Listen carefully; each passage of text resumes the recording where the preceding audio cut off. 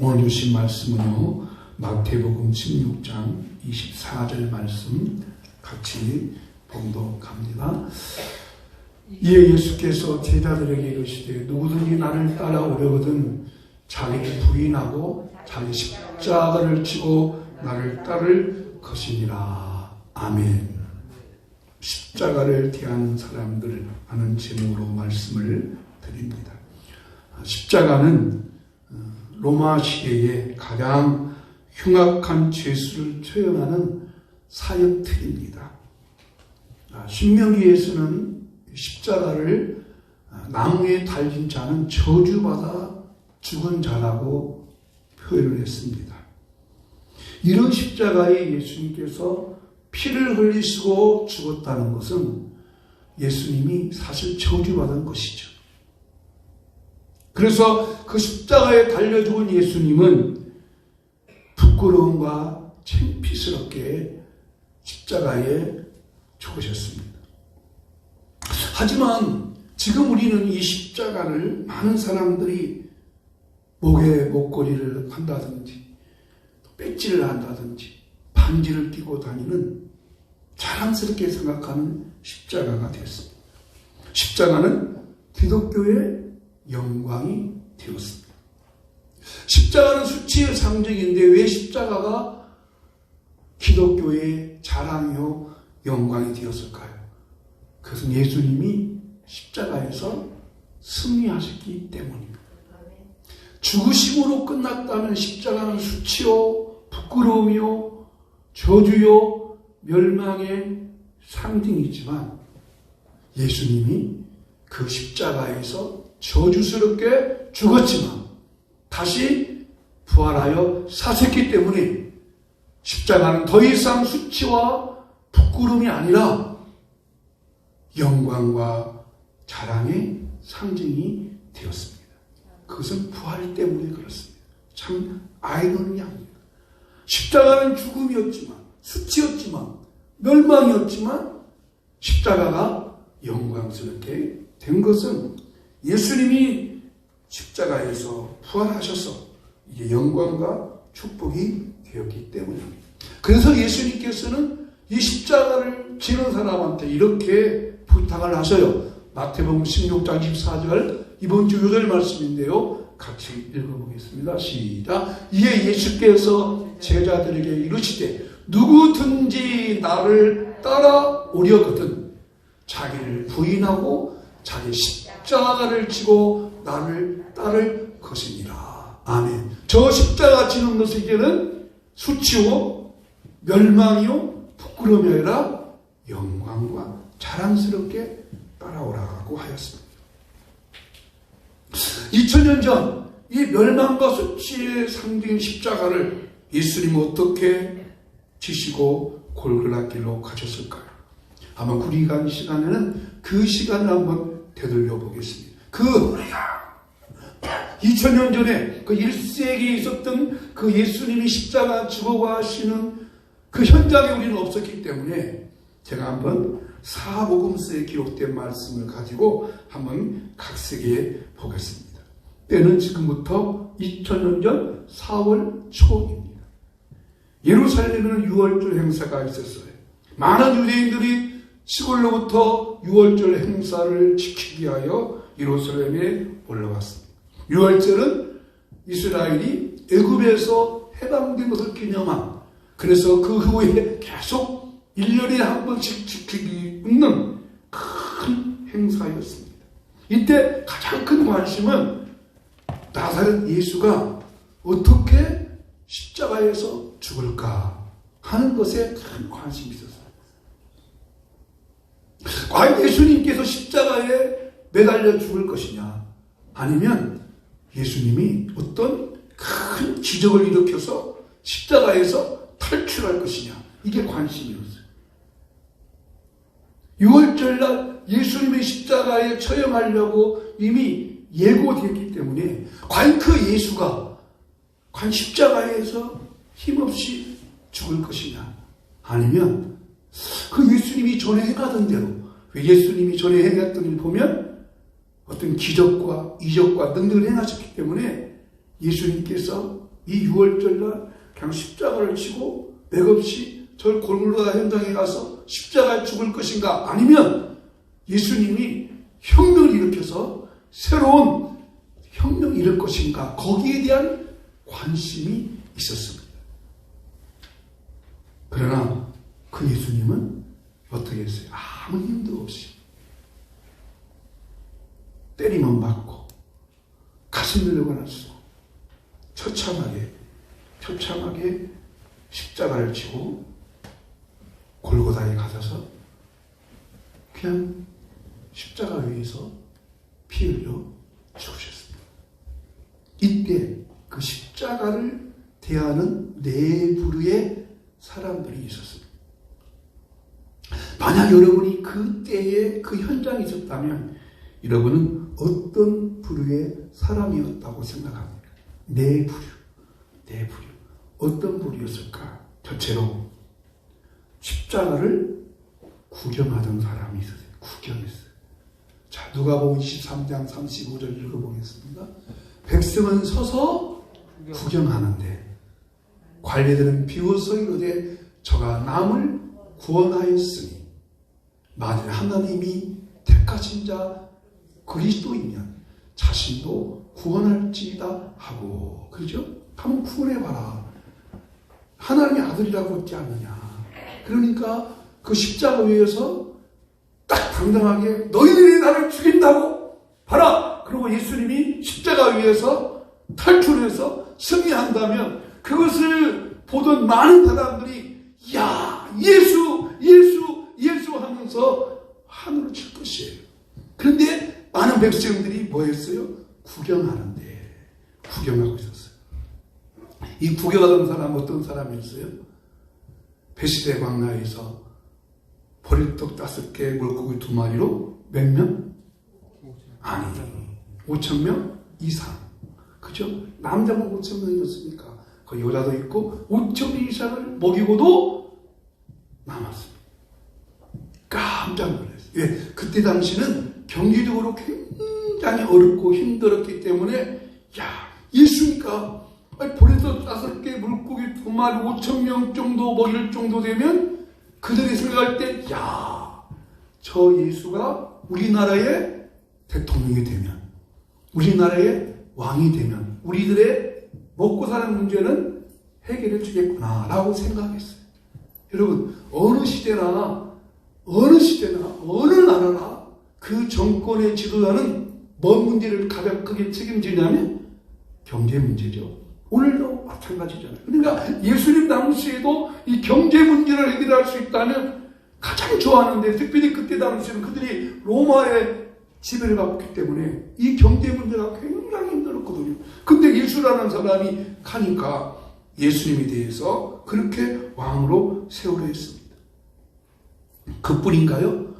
그것을 구원한 사람 중에는 병고침 받은 사람이 많아요. 어떤 사람은 한 번도 태어날 때부터 앞을 보지 못한다가 눈을 떴어요. 어떤 사람은 귀가 열렸어요. 안진비가 일어났어요. 중풍병자가 고침받았어요. 귀신 들려서 정상적인 생활을 못하던 자가 정상적인 생활을 했어요. 온전케 했어요. 그러니까 그들이 생각하기에 정말 저분은 메시아구나. 저분이 우리를 구원할 수 있겠구나라고 다 마음에 생각하고 있었는데, 지금 예수님이 그 십자가 위에서 그때 당시에 좀 능력과 권능을 행할 터인데 행하지 못하고 힘없이 십자가 지고 가니까 그들 마음속에 우리가 잘못 생각했구만. 저분은 그리스도가 아니구나. 메시아가 아니구나라고 생각하면서 실망하고 구경하고 있었습니다. 그들은 예수님이 왜 십자가를 지고 가야 하는 것에 대한 관심이 없었어요. 예수님이 이렇게 십자가를 지고 골고다에 가서 피 흘려 죽어야 메시아라고 하는 사실을 깨달아야 되는데 그것을 깨닫지 못하니까 그저 구경하고 있었어요. 말씀을 제대로 알지 못하니까. 마찬가지. 여러분, 오늘 우리가 잘못하면 구경꾼이 될 수 있어요. 그냥 교인이 될 수 있는 거예요. 성도가 아니라 교인. 왜냐하면 예수님 믿는다는 것에 대해서 우리가 오해를 해버리면 구경꾼이 됩니다. 실망을 합니다.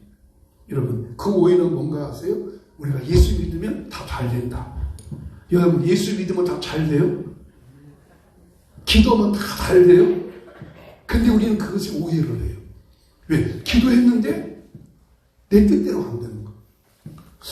열심히 막 헌금생활도 하고 봉사도 하고 주일도 한 번도 안 빼먹고 막 찬양도 열심히 하고 헌신했는데 생활은 점점 어려워지는 거예요.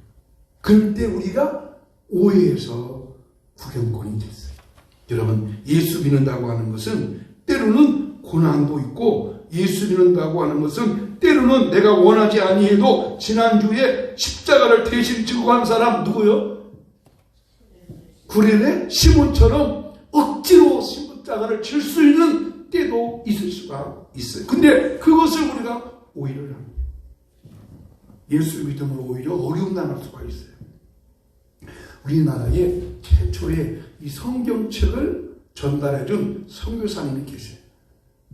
토마스 선교사님이시죠.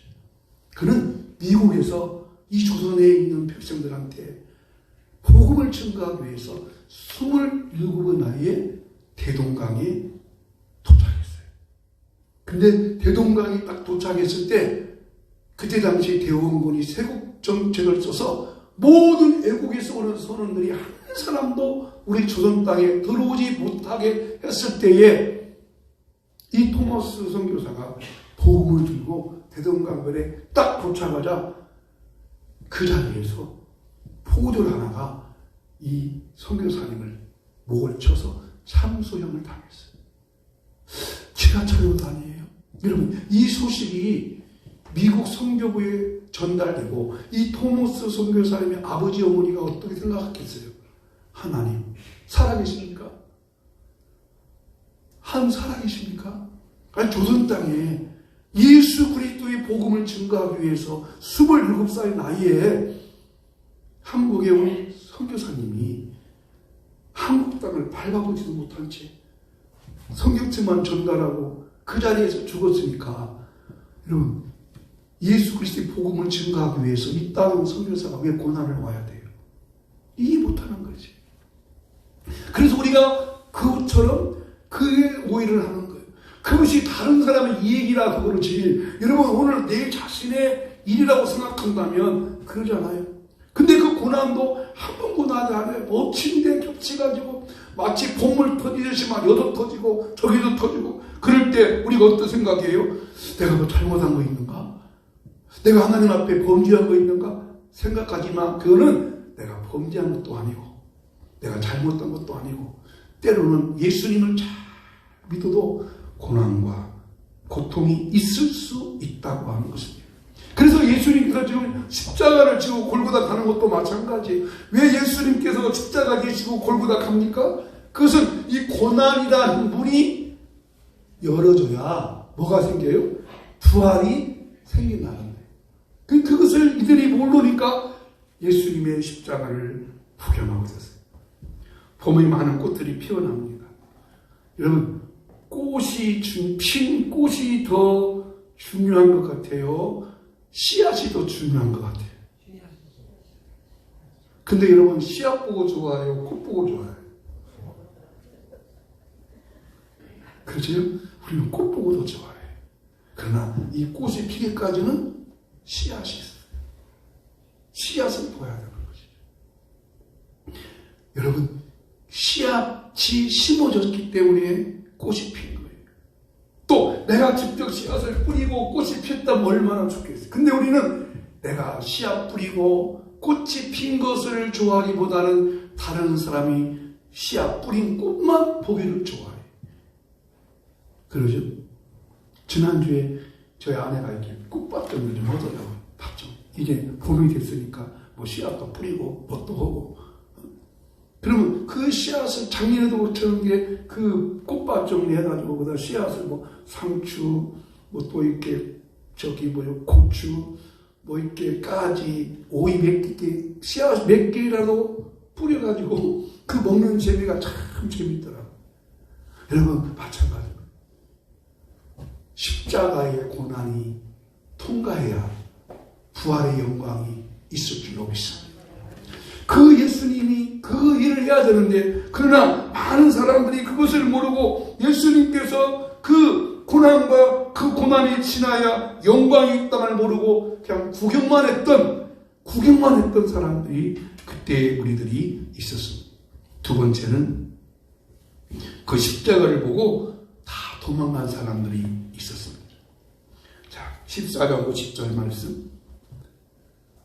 제자들이 다 예수를 버리고 도망하니라. 누가 도망갔어요? 제자들이 도망갔어요. 이때가 언제냐면요, 예수님이 겟세마네 동산에서 기도를 합니다. 그러자 가룟 유다는 예수님을 배신하고 대제사장들과 장로들한테 돈 30양을 받고 예수님이 계신 걸 알려주고, 내가 예수님 앞에 키스하는 자가 예수니까 잡아라. 그래서 예수님께서 겟세마네 동산에서 함께 기도하시고 예수님이 체포되어 가자 다른 제자들이 다 도망을 갑니다. 여러분, 이때 베드로가 뭔 말한지 아세요? 베드로가 예수님께 그랬어요. 예수님, 얘들아, 내가 제사장들과 장로들한테 잡힘을 당하고 3일 만에 다시 살아날 것이다 라고 하니까 베드로가, 예수님, 절대 그런 일이 안 생깁니다. 세상에 그런 일이 어떻게 있습니까? 당당하게 호언장담했던 베드로도 예수님 버리고 도망갔습니다. 한 사람도 예가 없었습니다. 재밌는 것은요, 한 사람이 급하게 도망가다가 겉옷이 벗겨졌다고 해요. 겉옷이 벗겨졌다는 것은 유대인들은 옷이 두 벌밖에 없어요. 하나는 속옷, 하나는 겉옷. 겉옷이 벗겨지면 뭐만 있어요? 속옷. 속옷은 오늘날 말하면 팬티. 그 팬티 바람으로 도망가는 거예요. 어느 때 팬티 바람으로 막 도망가야 돼요? 불나면.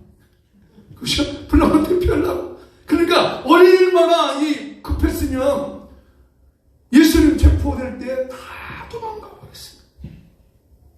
왜 도망갔다고 생각합니까?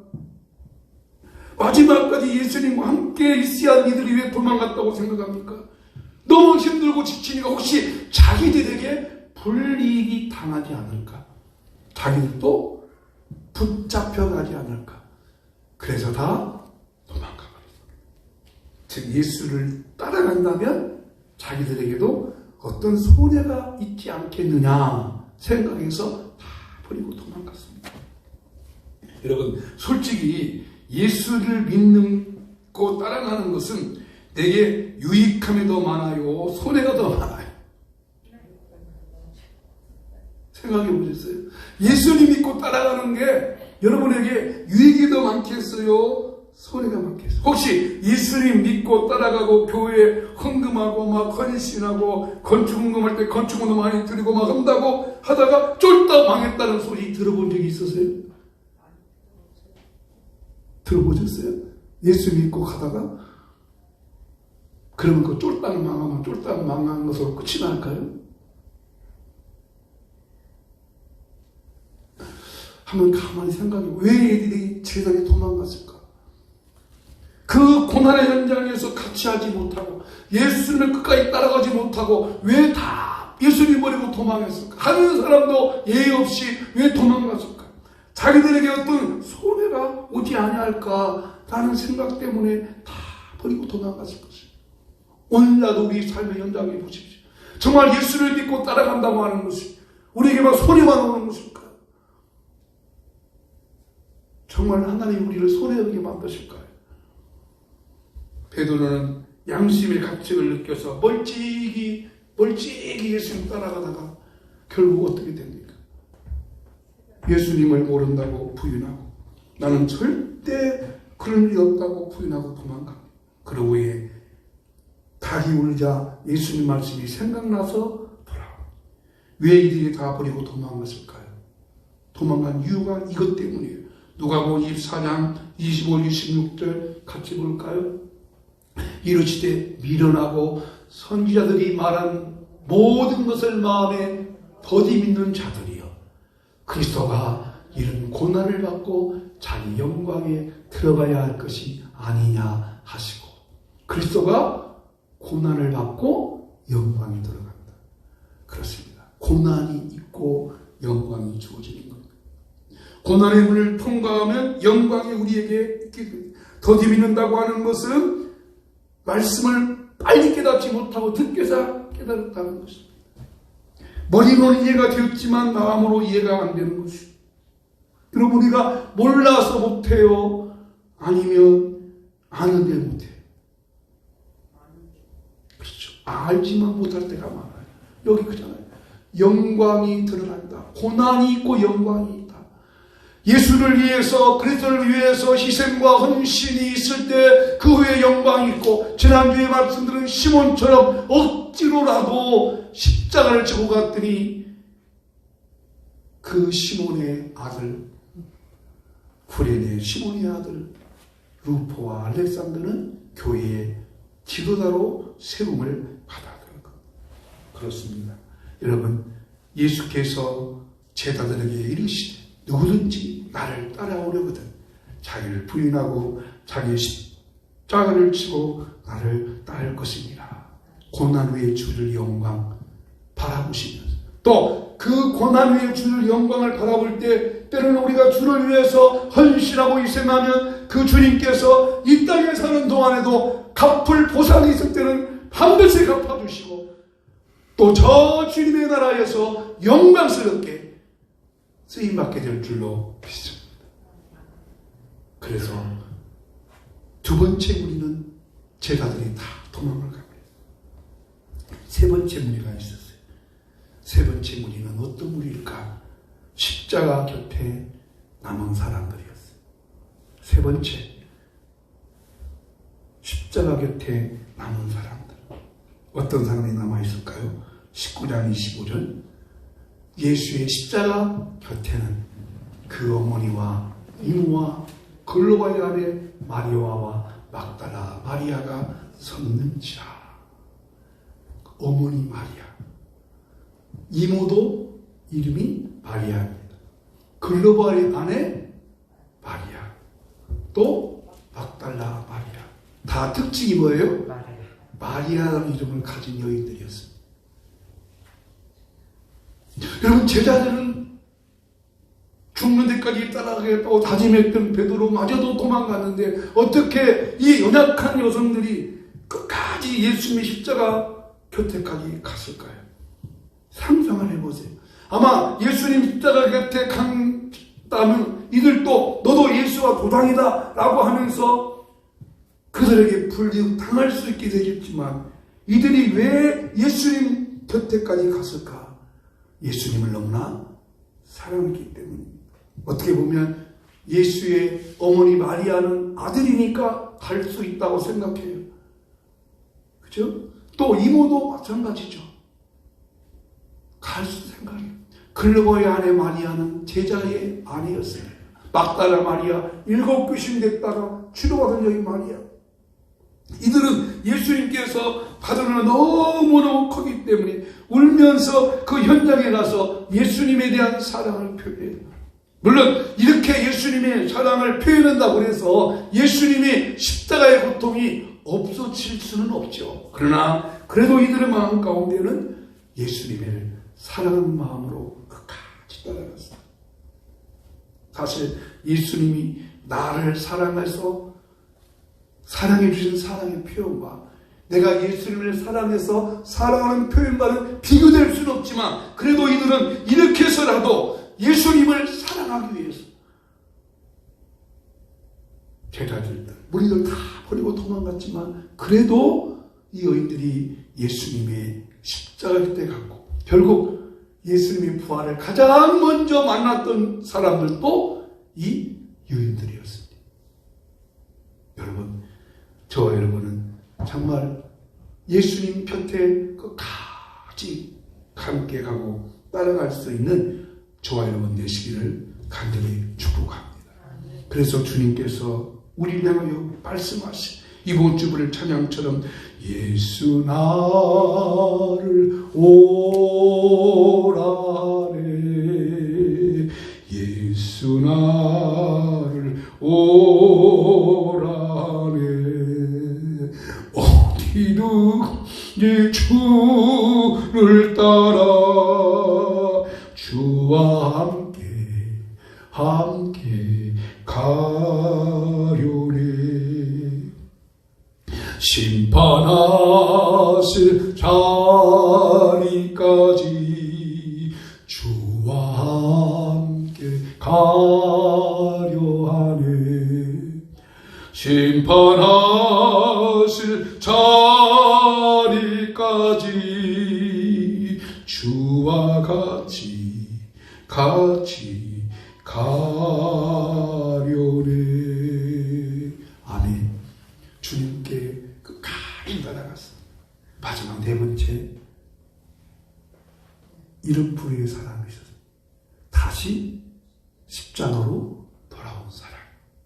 자, 다시 돌아왔습니다. 멋지죠? 예수님 버리고 다 도망갔는데 다시 돌아왔습니다. 누굴까? 요한복음 19장 26절 17절 읽어볼까요? 예수께서 자기의 어머니와 사랑하시는 제자가 곁에 서 있는 것을 보시고 또 그 제자에게 이르시되 보라 네 어머니라 하신대 그때부터 그 제자가 자기 집에 모시니라. 자, 여기 이름이 있어요 없어요? 없어요. 힌트는 있어요. 이 제자가 누굴까? 그 앞절에 보세요. 예수께서 자기 어머니와 사랑하시는 제자가 곁에 서 있는 것을 보시고, 이 제자가 누굴까? 요한이었습니다. 사도 요한. 예수님을 제자가 다 도망갔습니다. 그런데 다 도망갔는데 요한이 예수님의 사랑을 깨닫고 다시 돌아옵니다. 그 앞에 보세요. 힌트가 있어요. 어떤 힌트? 자, 예수께서 자기 어머니와 사랑하시는 제자. 누가 사랑해요? 예수님이 사랑하는 제자. 그래서 이 요한은 자기 신분을 요한이라고 하지 않고 또 이 요한복음을 기록할 때 예수께서 어머니와 요한이 서 있는 걸 보시고 이렇게 말하거든요. 내가 서 있는 걸 보시고 말해야 되는데 사랑하시는 제자. 요한은 자기 신분을 바뀔 때 예수님이 사랑하시는 자라고 표현해요. 그래서 예수님의 사랑을 누구보다도 가장 많이 느꼈습니다. 여러분, 예수님이 요한만 가장 많이 사랑했겠어요? 모든 제자와 똑같이 사랑했겠어요? 예수님이 똑같이 사랑했어요. 누구까지? 심지어 예수를 배신한 가룟유다까지. 근데 똑같이 사랑했는데 그 사랑에 느낀 것은 요한은 어떻게 느꼈어요? 크게 느꼈어요. 나를 사랑하시는구나. 나를 사랑하시는구나. 그래서 그 사랑 때문에 다시 컴백 예수님께로 돌아왔습니다. 여러분도 돌아오시기를 축복합니다. 사랑 때문에 돌아왔습니다. 사랑 때문에. 다 버리고 도망갔지만 그 예수님의 사랑에 생명이 나서 다시 예수님께 돌아왔더니 예수님께서 그 제자에게 내 어머니다. 어머니를 맡겼습니다. 이때 마리아의 나이가 한 45세 정도, 50세 정도로 추측을 해요. 왜냐하면 마리아가 예수님을 잉태했을 때 나이가 한 15, 16세. 유대인들은 그때 다 결혼하고. 그러면 지금 예수님이 30살, 30대 때, 30세 한 4, 5년 됐으니까 마리아의 나이가 한 45세, 50세 안쪽의 나이입니다. 그때 나이에 50대는, 지금 50대는 태팔난 청춘이지만 그때 나이는 많이 늙었습니다. 근데 예수님께서 그 제자한테 내 어머니다 라고 요한은 그 예수님을 잘 모셨습니다. 그렇습니다. 기회는 뭐요? 예수님의 사랑을 기억합니다. 예수님의 사랑 때문에 그 사랑을 느끼고 다시 돌아왔습니다.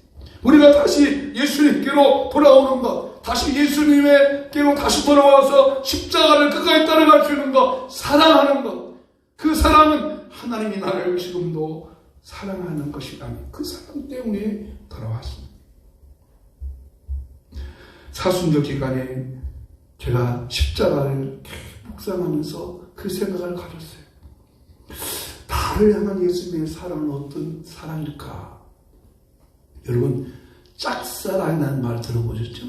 짝사랑은 뭐예요? 사랑은 서로 상대가 있어서 서로 사랑을 해요. 그죠? 근데 짝사랑은 한쪽에서는 전혀 관심도 없고 전혀 마음도 없는데 한쪽에도 계속해서 막 관심만을 주는 거. 그것이 뭐예요? 사랑이죠. 제 마음속에 그 생각이 들어왔어요. 아, 내가 예수님을 짝사랑하게 하는구나. 예수님이 나를 짝사랑하게 하는구나. 나는 십자가를 보면서 그렇게 막 감격스럽다든지 막 그 십자가만 생각하면 막 자동하게 눈물이 난다든지 막 감격해서 어떻게 할 수 없다든지 이루할 수 없는 막 하늘의 평강과 평화가 내 마음에 칵 차야 되는데 그 나는 그냥 묵묵하고 있을 때 근데 예수님 바라보니까 예수님이 나를 여전히 사랑하고 계신다. 여러분, 예수님을 짝사랑하게 내버려 두시겠습니까? 여러분도 예수님 사랑하시기 바랍니다. 여러분도 예수님 사랑하시기 바랍니다. 그 사랑을 내가 느끼지 못했다면 그 느끼지 못하는 그것이 예수님이 나를 사랑하고 계시다는 뜻입니다. 요한이 왜 예수님께로 돌아왔을까요? 예수님의 사랑을 느꼈어요. 그럼 예수님 요한만 사랑했어요? 아니에요. 요한만 사랑하지 않았어요. 예수님이 수제자를 누구로 만들었어요? 베드로로 만들었어요. 만약 예수님이 요한만 사랑했다면 요한은 수제자로 삼았지만 예수님이 베드로를 수제자로 삼으셨어요. 근데 베드로는 어떻게 했어요? 베드로도 처음에는 예수님 버리고 도망갔잖아요. 그렇지만 예수님의 사랑이 생각나서 다시 예수님께로 돌아옵니다. 왜냐하면 예수님이 부활을 했어요. 그리고 부활한 예수님을 베드로가 만났어요. 실망했는데 그 예수님이 3일 만에 또 말씀으로 부활했어요. 그렇다면 이 베드로가 그 다음 행동을 뭐 해야겠어요? 제자들, 야! 제자들 다 모여라! 예수님 부활하셨다! 예수님 십자가에서 처형돼서 천참하게 저 로마 병정과 대제사장들에 의해서 십자가에 죽었지만 예수님 살아나셨다라고 했다면 어떻게 해야 돼요?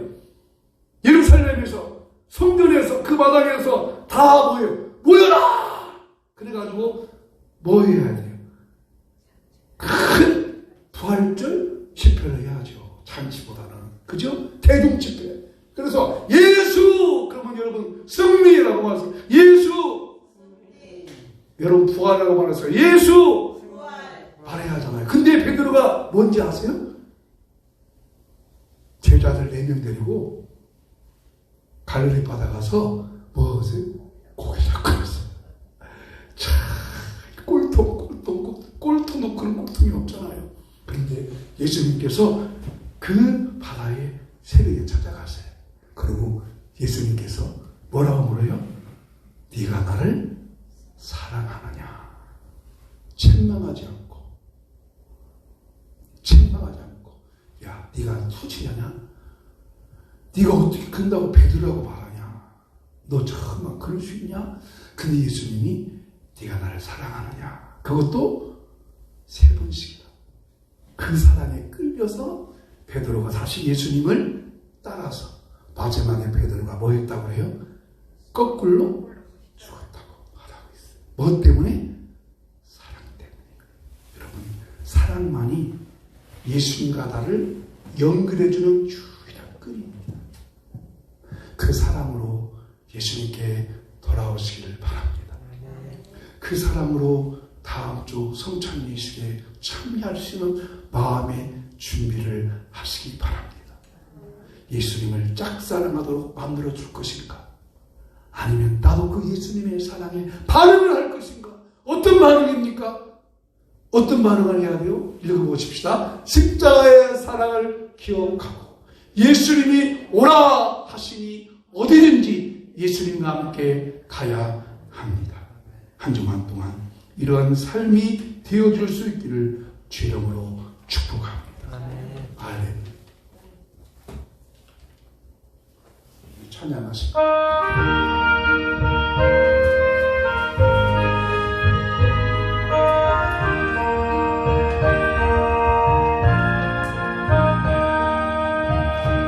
예수 나를 오라 하네 예수 나를 오라 하네 어디든지 주를 따라 주와 같이 가려네 주의 인도하심 따라 인도하심 따라 어디든 주를 따라 주와 같이 가려네 겟세마네 동산까지 주와 함께 가려 하네 피땀 흘린 동산까지 주와 같이 가려네 주의 인도하심 따라 주의 인도하심 따라 어디든지 저를 따라 주와 같이 가려네 심판하실 자리까지 주와 함께 가려 하네 심판하실 자리까지 주와 함께 가려네 주의 인도하심 따라 주의 인도하심 따라 어디든지 저를 따라 주와 같이 가려네 겟세마시 은혜 내려 나를 항상 돌보시고 크신 영광 보여주며 나와 함께 가시네 주의 인도하심 따라 주의 인도하심 따라 어디든지 주를 따라 주와 같이 우리 한번 기도하고 예수님 사랑 기억하고 예수님 떠나지 않고 늘 예수님이 오라 하시는 대로 고난과 어려움과 역경이 오더라도 끝까지 예수님 따라가게 해달라고 한번 다짐하는 기도를 드립니다. 하나님 아버지 예수님의 크신 사랑을 기억하고 끝까지 예수님 따라가는 자가 되기를 원합니다. 3년 동안 예수님과 함께 먹고 자고 함께했던 제자들도 예수님으로부터 이적과 능력과 기적과 퍼왔던 많은 백성들도 그들에게 당장 눈앞에 어려움과 고난과 고통이 따라올 때 다 예수를 버리고 도망갔던 것처럼 오늘 저희들도 내 형편과 사정과 이걸 생각할 때 예수님으로부터 멀리 가려는 생각이 찾아올 때가 있습니다. 아버지 사도 요한처럼 다시 예수님께로 돌아오게 하여 주옵시고 베드로처럼 다시 예수님께로 돌아와서 끝까지 십자가 지고 따라가는 저희들 되기를 소원합니다. 특별히 이 고난주간 이 사순절 주님의 십자가를 생각하면서 다시 우리의 믿음과 신앙을 회복하여 주옵시고 약하고 연약한 믿음을 회복하여 주시옵시고 십자가를 지고 주님을 따라가는 저희가 되기를 소원합니다. 주님 끝까지 주님 따라가는 저희가 되게 해 주시옵소서. 하나님 아버지, 사랑만이 나를 주님 앞으로 이끌 수 있는 유일한 길임을 믿습니다. 예수님이 나를 끝까지 사랑하시는데 나는 어느 때 교회에 관심도 없고 예수님에 대한 십자가에 관심도 없고 무감각하지만 여전히 주님이 나를 기억하고 사랑하고 계심을 깨닫게 하여 주시고 다시 예수님 앞으로 조금씩 나아가게 하여 주시옵소서. 현실에 힘들고 어려운 것만 생각하지 말고 장차 나타날 영광과 축복의 세계를 기억하게 하여 주시고 내가 씨앗을 뿌림으로 말미암아 언젠가는 그 씨앗이 거두어진다는 것을 기억하면서 고난과 희생과 눈물의 씨앗을 뿌리는 저희들이 되게 하여 주옵소서.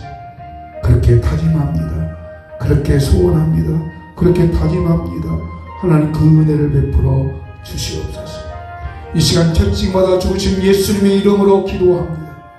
너희가 채찍에 맞음으로 너희가 남을 입었다고 말씀에 약속하신 주님, 우리가 그 주님의 십자가의 상처와 아픔과 고통을 봅니다. 나를 고쳐주시고 나를 치료해 주시고 나를 회복해 주시고 이 모든 바이러스로부터 막아주시고 관절과 신경 조직까지도 주의 보혈의 능력으로 치료해 주시옵소서. 고쳐 주시옵소서. 신경 조직과 관절 조직과 신경통도 다 떠나게 하여 주시옵소서. 소화 기능과 심장 기능과 신장 기능도 회복시켜 주시고 혈압과 당뇨의 수치는 정상으로 돌아오게 하여 주시옵소서. 치료할지어다, 고침받을지어다, 강건할지어다, 나을지어다.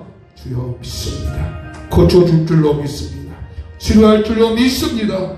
예수 이름으로 간절히 기도하며 여호와는 너를 지키시고 은혜 베푸시기를 원하며 여호와는 그 얼굴을 내로 향하여서 은혜 베푸시기를 원하며 여호와는 그 얼굴을 내로 향하여서 평강 주시기를 원하노라.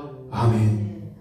지금 우리 주 예수 그리스도의 크신 은혜와 하나님 아버지의 끊임없는 사랑과 성령님의 감동, 감화, 인도 충만하신 예수님의 사랑을 다시 기록하고 예수님께로 다시 돌아가기 원하는 우리 모든 성도님들의 마음 속에 이 나라와 이 민족과 세계 나라가 흩어지는 우리 선교사님들을 위해 이제부터 영원히 함께 있을지어다. 아멘.